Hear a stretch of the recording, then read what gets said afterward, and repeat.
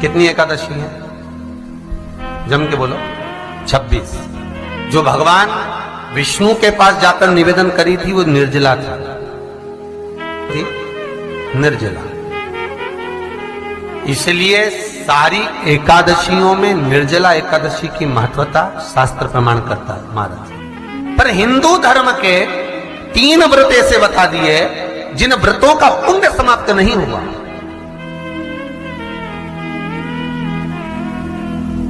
हिंदू धर्म के 3 व्रत ऐसे हो गए जिनका पुण्य समाप्त नहीं हुआ महाराज, जिनका पुण्य प्रबलता में बढ़ता गया।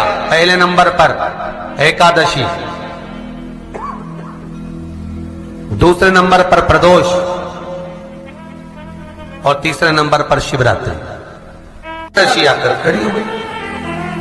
अब निर्जला के दिन शिव महापुराण की कथा कहती है, स्कंद पुराण कहती है कि आप वर्ष भर की एकादशी का क्रम भले ना करें, पर निर्जला एकादशी के दिन जो तुलसी हम ठाकुर जी को समर्पित करते हैं, वो तुलसी, ध्यान देना, वो तुलसी अगर मान लो आपके पास में रखी है, निर्जला एकादशी के दिन भगवान ठाकुर जी को, शालिग्राम जी को, लड्डू गोपाल जी को आपके घर में, आपके मंदिर में जो आपने भगवान को तुलसी समर्पित करी है, वो तुलसी मान लो तुम्हारे पास रखी है और कोई व्यक्ति को बहुत ज्यादा कष्ट है शरीर में, बहुत कष्ट है, थोड़ी सी वो तुलसी चढ़ी हुई ठाकुर के चरणारविंद की, आप उस जीव को दो तो सही, आधा घंटा इंतजार करो, स्वास्थ्य में अंतर आना प्रारंभ हो जाता है उस निर्जला का। क्योंकि निर्जला ऐसी एकादशी है जिसने जगत में जाकर, देवताओं के पास जाकर निवेदन करा है जग कल्याण के। जितनी भी माताएं एकादशी का व्रत करती, बहुत ध्यान से सुनना आज की कथा हो, शायद जिंदगी में मिली ना मिली, और ये कथा का रिश्ता तो बहुत ध्यान से सुनना।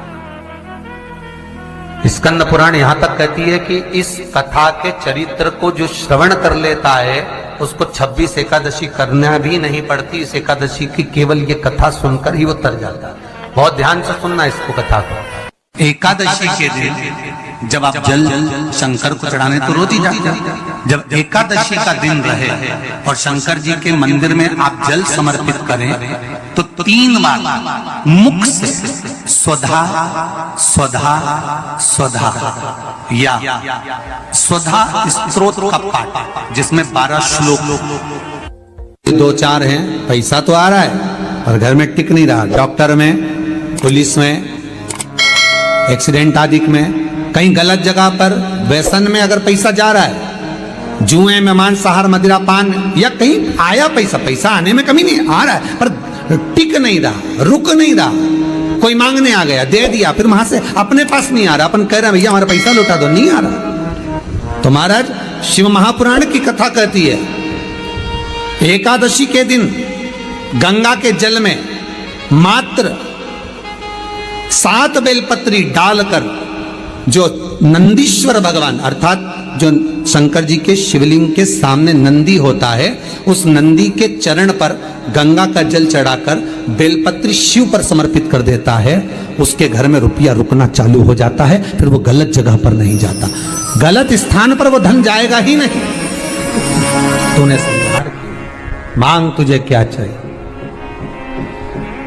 एकादशी ने भगवान विष्णु से कहा, नाथ प्रभु वर दे दो, मृत्यु लोक में जो मनुष्य मेरा व्रत करेगा, चाहे जलचर, थलचर, वायुचर या सांसारिक मनुष्य, मेरा अगर एकादशी का व्रत करेगा, प्रभु उसके यहां धन धान्य वैभव सुख संपदा बढ़ेगी और उस जीवात्मा को नरक नहीं भोगना पड़ेगा, सीधे वैकुंठ का उसको वास मिलेगा। जब जीव आत्मा को लेकर चला जाएगा, यम के दूत जब बंदी बनाकर ले जा रहे होंगे उस जीवात्मा को, जिसके प्राण छूटे होंगे, यम के दूत जब बंदी बनाकर ले जा रहे होंगे, तब मुझे वर दो कि मैं इसका हाथ पकड़कर बेतन्नी से पार उतार कर सारे नरकों से निकालती हुई आपके धाम में लेकर आऊं। भगवान ने वर दे दिया, तथास्तु। हे एकादशी सुनो, मृत्यु लोक का मनुष्य अन्न का त्याग कर कर, क्योंकि अन्न में एकादशी के दिन पाप पुरुष रहता है, अन्न का त्याग कर कर एकादशी के दिन जो मनुष्य तुम्हारा व्रत धारण करेगा, उस व्रत को करेगा और उस व्रत को धारण करेगा, उसकी मनोकामना पूर्ण होकर वो मेरे ही धाम को जाएगा। ये तो हुआ एकादशी के जन्म की कथा। एकादशी के दिन गंगा के जल में मात्र 7 बेलपत्री डालकर जो नंदीश्वर भगवान अर्थात जो शंकर जी के शिवलिंग के सामने नंदी होता है, उस नंदी के चरण पर गंगा का जल चढ़ाकर बेलपत्री शिव पर समर्पित कर देता है, उसके घर में रुपया रुकना चालू हो जाता है। फिर वो गलत जगह पर नहीं जाता, गलत स्थान पर वो धन जाएगा ही नहीं। बेटा अगर व्यसन में पड़ा हुआ है, मदिरा पान में पड़ा हुआ है, मांसाहार में, जुए आदि में जा रहा है, तुम्हें लग रहा है कि मेरा बेटा गलत मार्ग पर जा रहा है, ये मित्र दोस्ती गलत हो रही है, वो सही जगह पर आ जाए। करना है एकादशी। कई लोग इसको धन के लिए भी करते हैं, संपदा के लिए। संपदा के लिए अर्थात जिसका व्यापार नहीं चलता, जिसके घर में पैसा नहीं आता, या नौकरी नहीं लग रही, या सर्विस नहीं लग रही, आप अप्लाई कर रहे हो, जगह जगह जाकर इंटरव्यू भी दे रहे हो और पैसा नहीं आता, तो उसके लिए भी प्रयास किया जाता है। पर उसके लिए यहाँ पर जो धन के लिए करते हैं, उसके लिए विष्णुपदी के लिए करते हैं। मतलब जैसे गंगा के जल में तुलसी के 11 पत्ते डाले जाते हैं और उसको किसी भी नारायण के मंदिर में राम कृष्ण शिव शंकर नहीं, राम कृष्ण भगवान विष्णु दत्त आदि जितने नारायण के मंदिर हैं, उस मंदिर में किसी भी पात्र में, एक छोटे से पात्र में उसको भरकर रखी जाते हैं महाराज। उससे भी जॉब सर्विस नौकरी में सफलता प्राप्त हो जाती है। परंतु वो भी एकादशी को ही होता है। कुछ देर तक पात्र को रखा जाता है, फिर वही पात्र का जल किसी भी वृक्ष के नीचे डाल दिया जाता है, उससे भी नौकरी के लिए फायदा होता है। गंगा का जल कोई साधारण नहीं।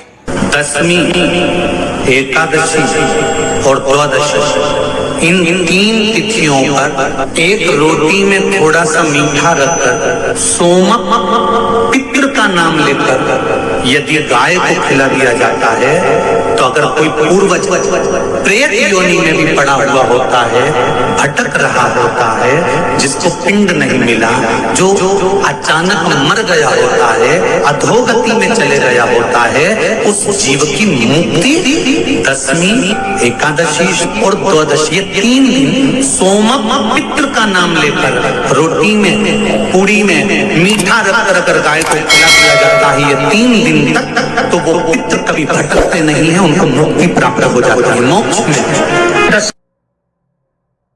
नहीं, एकादशी है कौन? क्यों इसकी इतनी प्रधानता है? क्यों इसकी पुण्यता है? ऐसा क्या है एकादशी में जो इसकी पुण्यता मानी जाए? कौन है ये जो भगवान नारायण तक एकादशी का व्रत करते हैं? सुभद्रा जी को भगवान जगन्नाथ ने, जगदीश ने एकादशी का व्रत कराया था। बद्रीनारायण भगवान को माता लक्ष्मी ने एकादशी का व्रत कराया था। क्यों? चंद्रायण एकादशी व्रत की माता। एकादशी है कौन? तो कहा जिसको व्रत करने पर भगवान नारायण भी जिसका व्रत करते हो, भगवान माता लक्ष्मी जिसका व्रत करती हो, वो एकादशी है कौन? तो शास्त्र वर्णन करता है महाराज, स्कंद पुराण का सुंदर चातुर्मास खंड के अंतर्गत वर्णन आया है महाराज। एक बार भगवान विष्णु आनंद में विराजमान थे, पद्मावती और माता लक्ष्मी दोनों उनके पास में विराजी हुई थी। भगवान लक्ष्मी और पद्मावती दोनों बैठी है, एक सिर के पास, एक चरण के पास। कुछ समय बाद वहीं पर ब्रह्मदेव का आगमन हुआ और ब्रह्मा जी आगमन पाकर भगवान नारायण पद्मावती से लगकर उठे और उठकर लक्ष्मी की ओर झुके। झुकने पर इन तीनों के समागम से भगवान नारायण के हृदय चित्त से एक कन्या प्रकट हो गई। उस कन्या का नाम एका था। क्या नाम था? एका। अब 10 उसके गुण इतने प्रबल थे, वो 10 गुण उसके बड़े प्रबल थे कि वो एका जिसको निहारती थी उसको संपदावान बना देती थी, जिसको देख लेती थी उसके जीवन में वो आनंद की अनुभूतियां करा देती थी। एका जिस मार्ग से जाती थी उस मार्ग के द्वार खोल देती थी। एका का पुण्य इतना पुण्य प्रखर। पद्मावती और लक्ष्मी ने कहा महाराज ये बेटी आपके द्वारा निर्मित हुई है, इसका कन्यादान करना चाहिए। हमारे यहाँ हिंदू धर्म में रीति है, जिस दिन कन्यादान करा जाता है उस दिन व्रत रखा जाता है। अब आजकल रखते कि नहीं रखते मालूम नहीं, पर कन्यादान करते समय व्रत रखा जाता है। व्रत रखना, एका का कन्यादान करना है। भगवान बोले कन्यादान करें, किसको दें? एका किसको दी जाए? एका प्रदान किसको करी जाए? पुण्यता किसको दी जाए?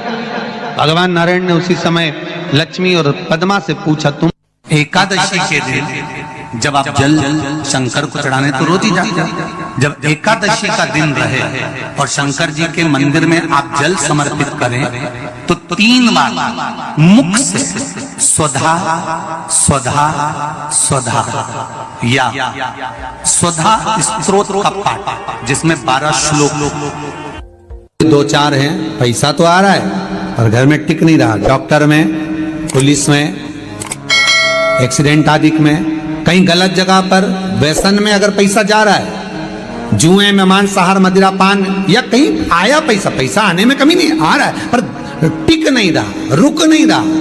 कोई मांगने आ गया, दे दिया, फिर वहां से अपने पास नहीं आ रहा, अपन कह रहे हैं भैया हमारा पैसा लौटा दो, नहीं आ रहा। तो महाराज शिव महापुराण की कथा कहती है, एकादशी के दिन गंगा के जल में मात्र 7 बेलपत्री डालकर जो नंदीश्वर भगवान अर्थात जो शंकर जी के शिवलिंग के सामने नंदी होता है, उस नंदी के चरण पर गंगा का जल चढ़ाकर बेलपत्री शिव पर समर्पित कर देता है, उसके घर में रुपया रुकना चालू हो जाता है। फिर वो गलत जगह पर नहीं जाता, गलत स्थान पर वो धन जाएगा ही नहीं।